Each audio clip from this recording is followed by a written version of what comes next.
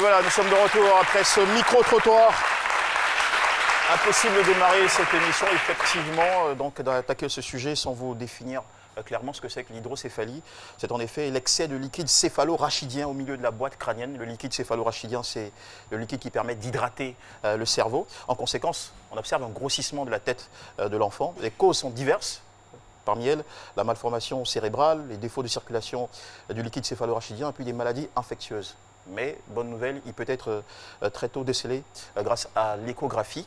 Et puis, on peut en guérir grâce à une dérivation. C'est une opération qui consiste à installer un tuyau qui fait dériver le liquide du cerveau à l'abdomen. Pour en parler aujourd'hui et partager avec nous son expérience, nous recevons, mesdames et messieurs, Madame Sissoko Mariam, épouse d'Osso, qui est secrétaire comptable. Elle est mariée, mère de 3 enfants.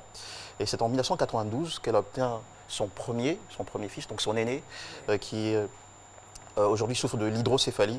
Un mois après sa naissance, elle découvre une anomalie au niveau de sa tête. Oui. Tout à fait. Bonjour madame. Bonjour. Votre histoire nous intéresse. Oui, merci. Nous vous écoutons, nous sommes tout oui. Comme vous l'avez dit, à 1 mois, il y avait une anomalie au niveau de la fontanelle. Et comme moi, c'était mon premier enfant, je suis allée au village à Dikodougou pour accoucher auprès de ma grand-mère maternelle. Et arrivé, quand on a constaté, c'est le village, donc on a commencé à soigner la fontanelle. C'était ça. Pour ceux qui ne connaissent pas Dikodougou, c'est à 50 km de Korogo. Voilà. Et quand on a commencé à soigner la fontanelle, ça n'allait pas. Et la tête a commencé à grossir. Bon, quand ça grossissait, on m'a accusé d'avoir lavé l'enfant avec les médicaments indigénats dont on prend pour faire grossir l'enfant. Et on peut laver le corps, mais pas la tête. Sinon, la tête aussi va grossir. Et je dis non, que je n'avais pas lavé sa tête avec. Et les gens ont commencé à dire non, que ce n'est pas un être humain.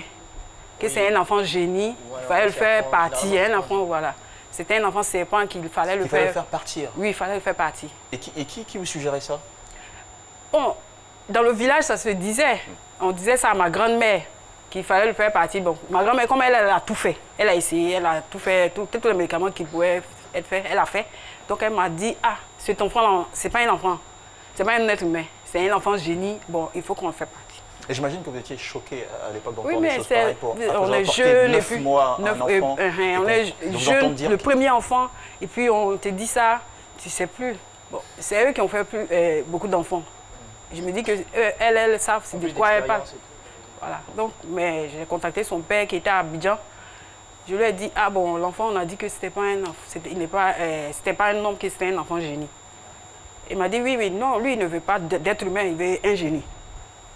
Donc cet enfant génie-là, on va le garder. Ah, lui, il a pris un peu avec l'humour. Vous savez, dans des situations particulières comme celle-là, le soutien de la famille est très important. Comment, à l'époque, la famille a réagi face à cette maladie? Quand on était à Dikodougou, ça n'avait pas trop évolué. Après, on est revenu sur Korogo. Moi, mes parents vivent à Korogo.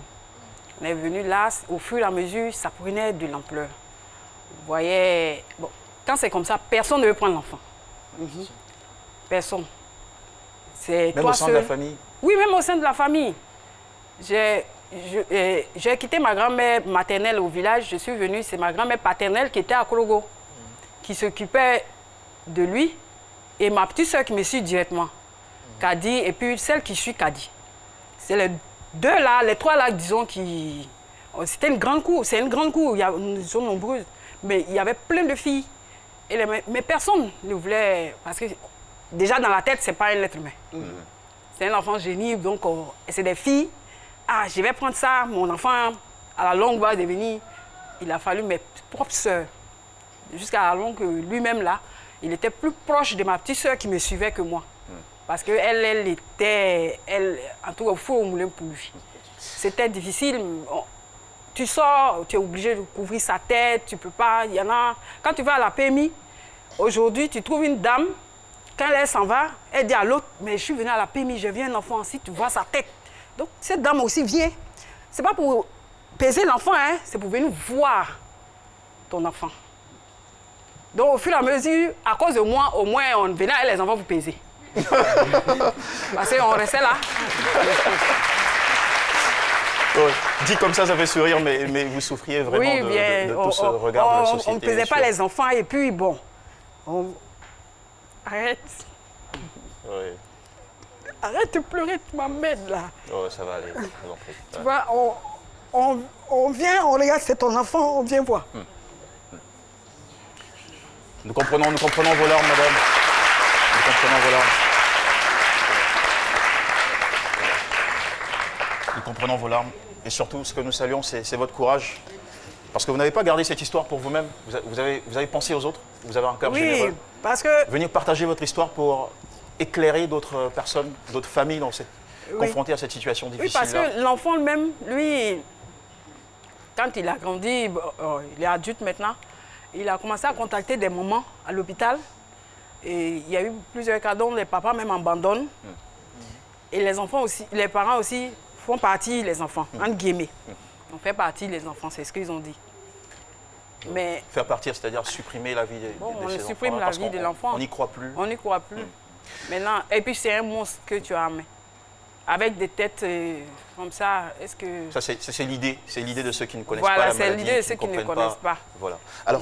Alors, finalement, Dieu merci, en décembre 1992, 92 c'est l'année où l'enfant est venu au monde. Oui. Donc en décembre, à 8 mois, l'enfant est diagnostiqué comme souffrant de l'hydrocéphalie. Oui. C'est une première pour vous, vous découvrez la maladie. Oui. Je ne connaissais pas la maladie. Je suis allée, et il chauffait, il a chauffé une nuit. Et je suis allée voir son pédiatre. Il avait des boubouilles aussi sur le corps.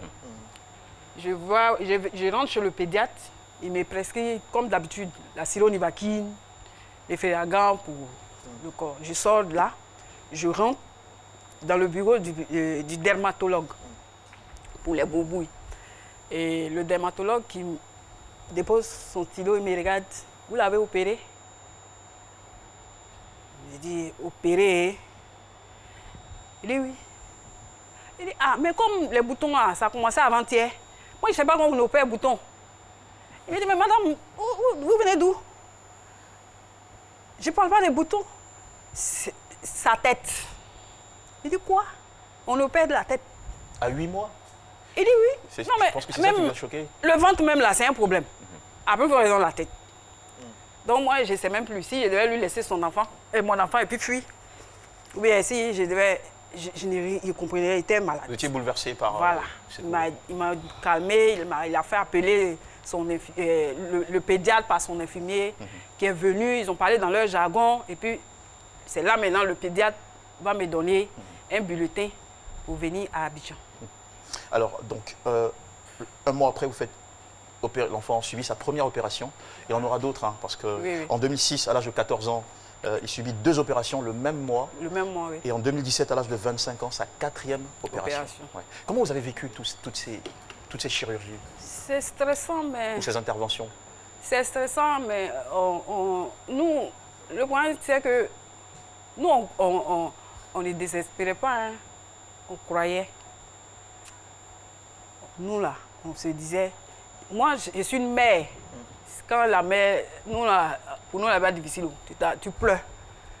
Mais le papa, là, non. Lui, c'est son serpent, là, qu'il veut.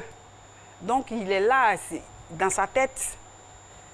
Cet enfant-là, c'est un enfant comme tout autre. Il doit vivre. Il va vivre. Moralement, vous avez la chance d'avoir un père beaucoup plus fort. Justement, là, vous avez parlé de vos émotions à vous, vous avez parlé des émotions de votre mari. Mais un petit garçon, quand même, il naît, il grandit, il a des amis qui sont peut-être différents. Est-ce que... Enfin, je veux dire, comment est-ce que ça s'est passé psychologiquement avec lui? Ses craintes, ses peurs, ses doutes, ses moments de déprime, comment est-ce qu'il a vécu? Déjà, à Korogo, j'avais quelque chose pour parler à ça. C'est que moi, il avait beaucoup de jouets dont les enfants du village n'ont pas. Pour qu'ils puissent s'approcher de lui. À cause de ses jouets, on s'approchait. Voilà. Par exemple, il aimait être gardien de foot, de but. Et il aimait le foot. Il disait qu'il avait un ballon de foot, un vrai ballon, que son père, il envoyait d'Abidjan.